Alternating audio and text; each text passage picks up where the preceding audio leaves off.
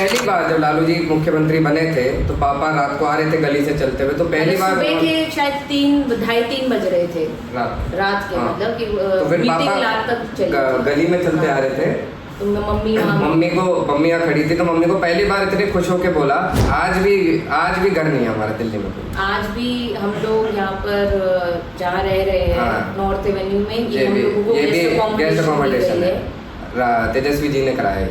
हाँ जी। यहाँ बैठने हाँ बैठिए। इतना साधारण जीवन था उनका। मैं आपको एक वाक्य बताना चाहूंगी कि उनके पास कपड़े रखने की एक स्थायी जगह नहीं होती थी कि वो कहीं नहा सके, अपने कपड़े रख सके। तो वो एक ड्राई क्लीनर था, snow white dry cleaner Jabalpur में, तो उसके पास जाते थे, गंदे कपड़े उतारते थे, धुलवाते थे, वो अगले दिन धो के उनको नए कपड़े देता था और वहीं से चेंज करके वो निकल जाते थे।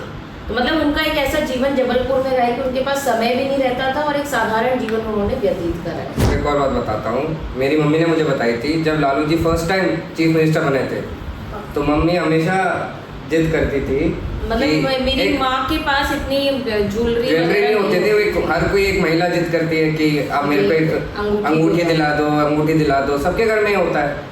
तो उस दिन पहली बार जब लालू जी मुख्यमंत्री बने थे तो पापा रात को आ रहे थे गली से चलते हुए, तो पहली बार सुबह के शायद 2:30 बज रहे थे रात के, हाँ। मतलब कि तो फिर मीटिंग रात तक चली गली में चलते आ रहे थे, तो मम्मी यहाँ खड़ी थी, तो मम्मी को पहली बार इतने खुश होके बोला कि आज ले लो, आज तो हीरे की अंगूठी ले लो। इस तरह से दाव पेच कर लालू जी को मुख्यमंत्री बनाया गया था। वो एक बहुत ही अहम उनकी राजनीति, बहुत खुशी का क्षण था, खुशी का पल था। आज भी घर नहीं है हमारा दिल्ली में कोई। आज भी हम लोग यहाँ पर जहाँ रह रहे हैं हाँ। नॉर्थ एवेन्यू में, ये भी गेस्ट अकोमोडेशन है, तेजस्वी जी ने कराया है। हाँ जी। हाँ, उनको ये अफसोस तो रहता था कि मैं दिल्ली में घर नहीं बना पाया जब बीमार हो गए थे। बीमार हुए, हाँ। पर वैसे कभी उन्होंने एक अफसोस भरी जिंदगी नहीं, सर उठा के उन्होंने जिंदगी जी। मेरे को कभी देखते थे बीमार जब रहते थे एडमिट, तो मेरे को देख के कभी सोचते होंगे, मम्मी को बोलते थे कि मैं घर नहीं बना पाया शांतनु के लिए, ऐसा था। पर मुझे इस बात का कोई मलाल नहीं है। जिस तरह मैंने आपको स्टार्टिंग में भी बताया कि वो हमेशा गांव से लगाव रखते थे, उनको गांव का जीवन, वो गांव को एक पॉलिटिकल पाठशाला कहा करते थे। इसलिए तो उन्होंने जब भी वो स्वस्थ थे तो ये कहते थे कि अगर यहाँ से हमारा टर्म खत्म हो जाएगी कुछ तो गांव चलेंगे, मधेपुरा चलेंगे। मधेपुरा में हमारा घर है, मधेपुरा में उन्होंने घर बनाया और कई उन्होंने घर पूरे देश में से मधेपुरा में। तो उनकी बीमारी के कारण हम लोग वहाँ जा नहीं पाए। और एक बात और मैं यहाँ पर जोड़ना चाहूँगी, आप पॉलिटिकली पूछ रहे हैं, जब मंडल कमीशन लागू हो रहा था तो वीपी सिंह जी पे उन्होंने एक तरह से दबाव बनाया था मंडल कमीशन को लागू करने के लिए। तो वो हमारी माँ ही बताती, तब हम भी बहुत छोटे थे, तो उन दिनों रैक्स का टेलीफोन हुआ करता था जिसपे प्रधानमंत्री कॉल करते थे। मेरे पिताजी कैबिनेट मिनिस्टर थे, तो सुबह 4 बजे उनका फ़ोन आया, फ़ोन बजा तो मेरी माँ उठी कि मैं फ़ोन उठाती थी, रात को किसका फ़ोन आया, तो मेरे पापा ने कहा नहीं मुझे पता है मैं उठाता हूँ।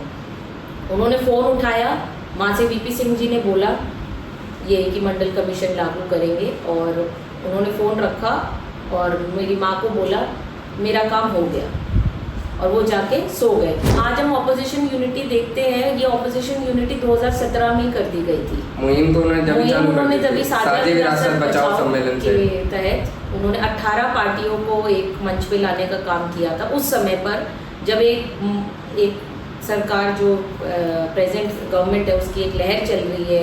एक बात और मुझे याद आई है, मैं उसको साझा करना चाहूँगी। रजनीश ओशो थे, वो जबलपुर में प्रोफेसर होया करते थे और मेरे पापा जबलपुर यूनिवर्सिटी में पढ़ते थे। तो जब वो प्रोफेसर होया करते थे तो वो मेरे पिताजी रजनीश ओशो से बहुत प्रभावित थे, उनकी किताबें भी बहुत पढ़ते थे और उनको सुनते भी थे और उनकी बातों को मानते भी थे। तो जब वो प्रोफेसर थे वहाँ पर, तो वो मेरे पिताजी को कहा करते थे कि शरद तेरा रास्ता सही नहीं है, मेरा रास्ता सही है। वो राजनीति मतलब सोशलिज्म के खिलाफ थे। तो मेरे पापा ने कहा अच्छा देखेंगे हम। फिर मेरे पिताजी दिल्ली में थे, हम अकबर रोड में रहा करते थे। उन दिनों राजीव गांधी जी प्रधानमंत्री होया करते थे। ओशो अंत समय में बीमार हो गए थे बहुत, तो वो दिल्ली आए और उनके प्लेन को उतरने नहीं दिया गया। और उन्होंने ओशो ने फ़ोन मिलाया मेरे पिताजी को कि शरद मेरा फ़ोन उतरने नहीं दिया, मेरा प्लेन उतरने नहीं दिया जा रहा, तुम कुछ करो। तो मेरे पिताजी ने राजीव गांधी से बात करी और उनका प्लेन उतारा गया। फिर मेरे पिताजी उनसे मिलने मोरिया होटल में गए, ITC मोरिया होटल में। वो कवर्ड रहते थे पर्दे में, उनको ह्यूमन एलर्जी हो गई थी। तो उन्होंने वहाँ जाके बोला कि शरद आज मैं तेरे को कहता हूँ तेरा रास्ता सही था और मेरा रास्ता गलत था।